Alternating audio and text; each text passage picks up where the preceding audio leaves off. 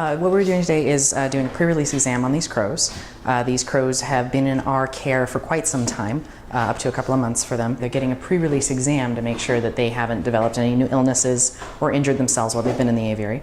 And then we're going to take them out to Brentwood for release. My name is Ryan Kozachek. I'm a RVT, or Registered Veterinary Technician, and I work for the Lindsay Wildlife Museum in the Wildlife Hospital. What I'm looking for is the overall health of the bird. I'm looking for good muscle tone. I'm looking for good extension of the limbs, making sure that there's no fractures or abrasions or lacerations. I'm also checking for infectious disease like pox or conjunctivitis, just to make sure that we're not introducing that into the wild population. So it's very important that we always do a thorough exam.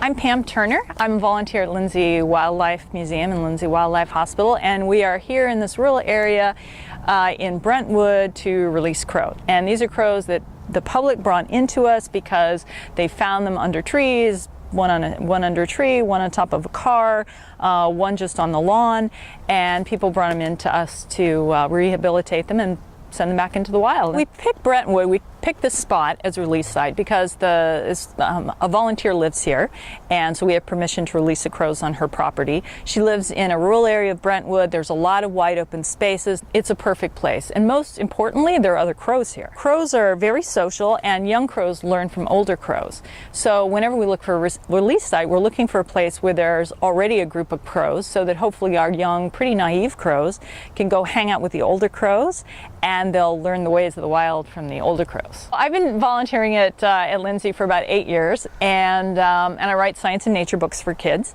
I had previously written about dolphins, which there's actually a lot of parallels between crows and dolphins because they're both very social species. They both have pretty complex communication. The New Caledonian crows use tools. There's some dolphins in Western Australia that use tools.